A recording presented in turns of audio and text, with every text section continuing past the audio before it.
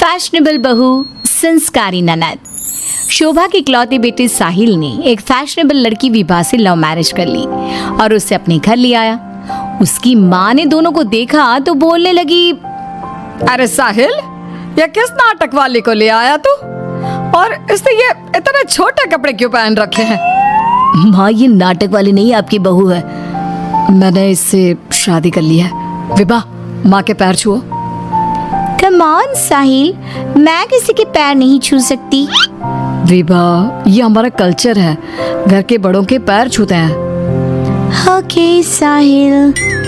विभा जैसे ही शोभा के पैर छूने के लिए झुकी तो शोभा ने उसे डांटते हुए कहा, चल हट यहाँ से, दूर हो जा मेरी नजरों से।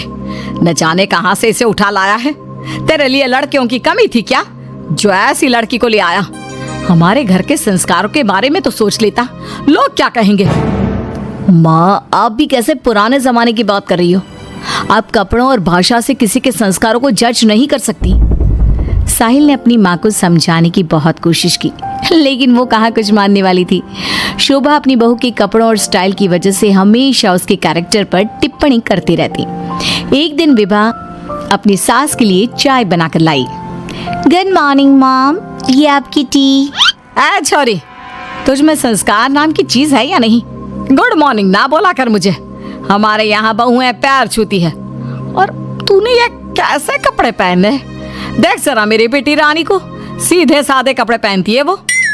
मॉम, आपकी बेटी को फैशन के बिल्कुल भी नॉलेज नहीं है। उसी तो आप तंबू भी दे देंगी ना तो वो तंबू भी पहन लेंगी। देखो माँ, भाभी कैसे मेरा मजाक उड़ा रही हैं। रानी, मैं तुम्हारा मजाक नहीं उड़ा रही, मगर जरा देखो खुद को कैसी लग रही हो। तुम्हें फैशन का बिल्कुल भी सेंस नहीं है।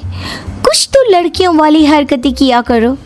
चलो कोई बात नहीं, मैं आ गई हूँ ना, सब सिखा दूंगी। इतना कहकर विभा वहां से चली जाती है और रानी सोचने लगती है, भाभी आपने मेरा मजाक उड़ाकर अच्छा नहीं किया। अब देखो मैं कैसे आपको इस घर से बाहर निकालती हूँ। अब रानी हर समय अपनी भाभी की कमियां ढूंढने में लगी रहती। रानी की माँ तो विभा से नफरत करती ही थी, लेकिन घर से निकालने के लिए जरूरी था कि साहिल भी विभा से नफरत करे। एक दिन घर में पूजा हो रही थी। घर के सभी सदस्य पूजा में शामिल हुए, लेकिन विभा नहीं हुई।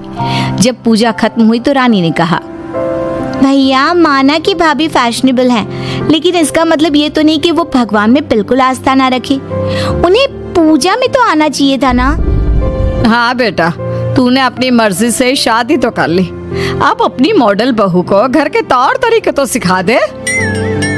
अपनी बहन और माँ की बात सुनकर साहिल विभा के पास गया और उससे कहने लगा, विभा, आज घर में पूजा थी, तुम क्यों नहीं आई पूजा में?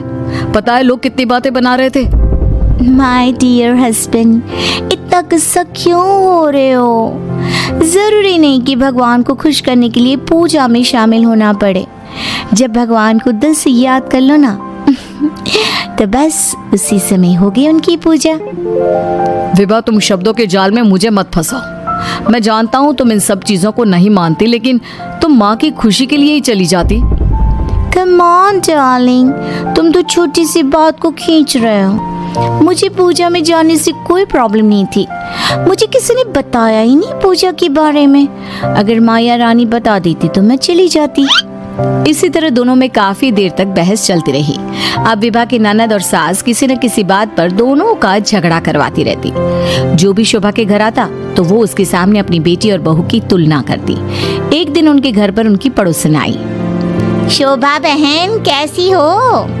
कहाँ है आपकी फिरंगी बहू? अरे घूम रही होगी आधे कपड़े पहनकर कहीं। जब से आई है जीना हराम कर दिया है। शोभा बहन, वैसे जो भी हो, आपके बेटे साहिल ने ऐसी लड़के से शादी करके सही नहीं किया। आपके घर में सब कितने संस्कारी हैं। आपने अपनी खुद की बेटी की कितनी अच्छी परवरिश की है, और आपकी बहू, उसके तो पूरे मोहल्ले में चर्चे हैं। हाँ बहन, बात तो सही कह रही हो। एक मेरी बहू है जिसे ना बात करने का तरीका आता है, ना कपड़े पहनने की तमीज है, और एक मेरी बेटी है, संस्कारी, सुंदर, सुशील, सर्वगुण संपन्न है मेरी बेटी। आप तो जल्द से जल्द बस अपनी बेटी की शादी करने के बारे में सोचो। कहीं ऐसा ना हो कि आपकी बहू के चक्कर में आपकी बेटी से कोई शादी ही ना करे। पड़ोसन की बात शोभा के दिमाग में बैठ जाती है और वो रानी के लिए रिश्ता ढूंढना शुरू कर देती है। एक दिन शोभा की तबीयत अचानक खराब हो जाती है। माँ, क्या हो गया है आपको? आप दिन भर अपने कमरे में लेटी क्यों रहती हो? अरे पता नहीं बेटी क्या हो गया है, कई दिन हो गए बुखार आ रहा है। मॉम, आपको डॉक्टर के पास जाना चाहिए, ऐसे तो आपकी हेल्थ खराब होती जाएगी। ओ अंग्रेजन, अपनी अंग्रेजी अपने पास रख। माँ किसी डॉक्टर के पास नहीं जाएगी। मैं अभी माँ को काढ़ा बना कर देती हूँ, माँ बिल्कुल ठीक हो जाएंगी। लेकिन रानी, डॉक्टर ब्लड टेस्ट करके बता देगा कि मॉम का फीवर क्यों नहीं उतर रहा। इसी तरह कई दिन हो गए। शोभा का बुखार उतरने का नाम नहीं ले रहा था और रानी उन्हें डॉक्टर के पास जाने नहीं दे रही थी। एक दिन विभा रानी को बिना बताए शोभा को डॉक्टर के पास ले गई। शोभा को 4-5 दिन हॉस्पिटल में रहना पड़ा। इसी बीच विभा ने अपनी सास की बहुत देखभाल की, लेकिन रानी एक बार भी अपनी माँ से मिलने नहीं आई। बहू, मेरी इतनी ज्यादा तबीयत खराब थी, लेकिन रानी मुझसे एक बार भी मिलने नहीं आई। डोंट वरी मॉम, घर में कोई नहीं है ना, तो वो घर में ही रहती है।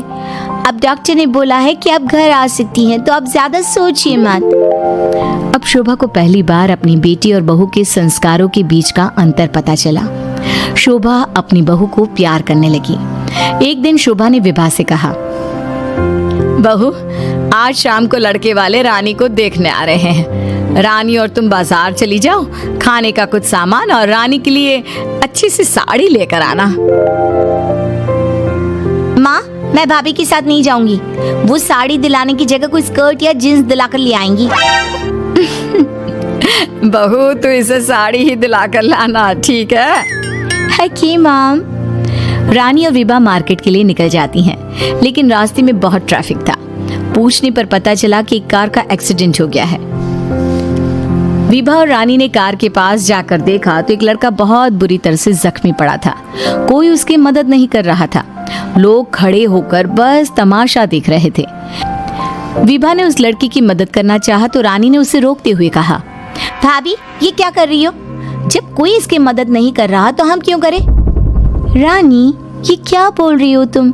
अगर हमने इसकी हेल्प नहीं करी तो ये मर सकता है। लेकिन भाभी, पुलिस का झंझट कौन संभालेगा? पुलिस उल्टा हमसे ही सवाल जवाब करेगी। वो सब बाद में देखेंगे, पहले इसे हॉस्पिटल पहुंचाते हैं। विभा और रानी उस लड़के की जान बचा लेती हैं और उन्हें घर आने में देर हो जाती है।